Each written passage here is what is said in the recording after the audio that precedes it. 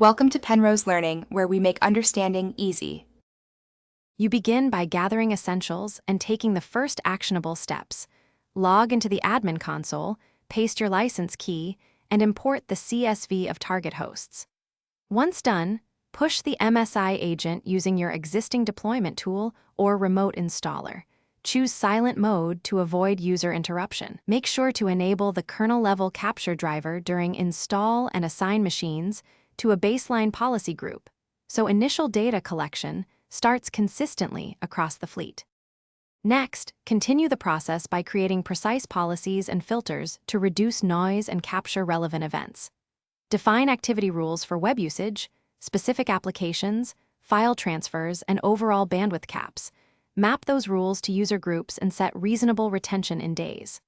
Once policies are in place, configure filters by IP, MAC, or process name, and schedule periodic scans and real-time alerts. Doing this ensures you collect actionable telemetry without overwhelming storage or analysts. Finally, complete the setup by validating data flow and automating reporting. Open the live dashboard to confirm agents' report status, inspect recent logs for upload timestamps, and push endpoint updates if versions differ. Once validated, schedule automated summary and incident reports to stakeholders. If things go wrong, a common quick fix is to check the agent service, verify required ports are open, and confirm the kernel driver loaded. Restart the service and redeploy the driver if you still see missing data. Thanks for watching. If this was helpful, leave a like and consider subscribing. See you next time.